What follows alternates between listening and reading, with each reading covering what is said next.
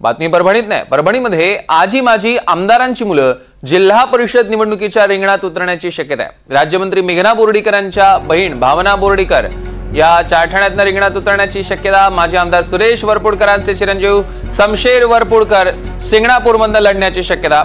अजित पवार गटाचे आमदार राजेश विटेकर यांचे बंधू श्रीकांत विटेकर यांनी शेळगावमधनं आता तयारी सुरू केलेली आहे। या संदर्भातले अधिकचे अपडेट्स आपण घेणार आहोत। परभणीतनं आपले प्रतिनिधी दिवाकर माने आपल्यासोबत जोडले गेले आहेत। दिवाकर, कशा पद्धतीचं राजकारण रंगतंय तिथे? सौरभ, काल आपण बघितलं तर आरक्षणसाठी ह्या जागा सोडल्या, त्याच्यानंतर आता इलेक्शनचं बिगुल कुठेतरी वाजायला सुरुवात झाला आहे आणि त्यामुळेच आता मोर्चा बांधणीला देखील सुरुवात झाली आहे। प्रमुख नेते जे आहेत परभणीतले, त्यांचे नातेवाईक असतील, मुलं असतील, सून असेल, तर हे सगळे आपल्याला संभाव्य असे 8 नावं आहेत जे मी आता वाचून दाखवतोय।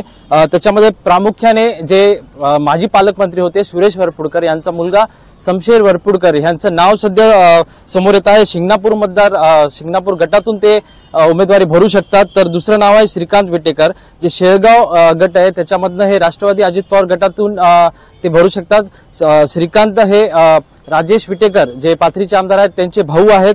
तर प्रेक्षा भांबळे जे माजी आमदार आहेत, विजय भांबळे जिंतूरचे, त्यांची कन्या आहे। तर त्या देखील चारठाणा येथून यांच्या गटामधून त्या फॉर्म भरू शकतात। तर भावना बोर्डीकर जे आहेत, ह्या मेघना बोर्डीकर जे पालकमंत्री आहेत परभणी जिल्ह्याच्या, त्यांच्या बहीण आहेत, त्यांचं देखील बोरी या गटातून ते फॉर्म भरू शकतात। तर एकंदरीतच बघितलं तर मोठ्या प्रमाणात हे राजकीय पुढारी जे असतील, त्यांचे नातेवाईक असतील किंवा भाऊ बहीण असतील, ते स्वतः मैदानात उतरत आहेत। असेच अमृता सुरेश नागरे जे आहेत, ह्या नवीन चेहरा आहेत, हे जिंतूर मधूनच त्यांचा एक त्यांचा चेहरा समोर येत आहे। तर त्यांचं जे वरुड गट आहे त्याच्यात त्यांचा प्रभाव देखील आहे त्या गटामध्ये आणि तिथूनच ते फॉर्म भरतील असं सांगण्यात येत आहे। तर परभणी जिल्हा परिषद जे जिल्हाध्यक्ष पद आहे ते अनुसूचित जातीसाठी राखीव ठेवण्यात आलेलं आहे। तर ह्याच्यामध्ये संभाव्य जे ही जी यादी आहे ही संभाव्य यादी आहे। ह्याच्यानंतर अजून नवीन चेहरे समोर येतीलच, कसे समीकरण जोडतील हे आपल्याला बघायचंच आहे। 17 तारखेपर्यंत जे आक्षेप घ्यायचा आहे, गट असतील गण असतील, ह्याच्यावर आक्षेप घ्यायची प्रक्रिया 17 तारखेपर्यंत आहे। त्याच्यानंतर देखील नवीन समीकरण आणि नवीन चेहरे देखील परभणीच्या राजकारणामध्ये बघायला भेटू शकतात। जिल्हा परिषदेचे माजी अध्यक्ष निर्मलताई विटेकर, ह्या राजेश विटेकर जे पाथरीचे आमदार आहेत त्यांच्या आई आहेत, त्या देखील पोखरणी या गटातून फॉर्म भरू शकतात। तर त्यासोबतच सुरेश वरपुडकर जे आहेत, जे माजी मंत्री होते काँग्रेसतर्फे परभणी जिल्ह्यासाठी, त्यांची सून प्रेरणा वरपुडकर ह्या देखील पोखरणीतून फॉर्म भरू शकतात।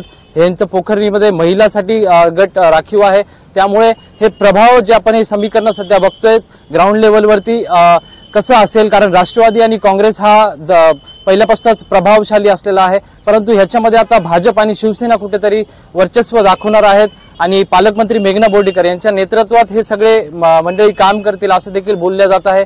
म्हणून भावना बोर्डीकर आहेत, त्या देखील प्रभावीशाली ठरतील बोरीमधून, त्यांचंही ह्याच्यामध्ये असेल। तर एकंदरीतच 27 महिला ज्या आहेत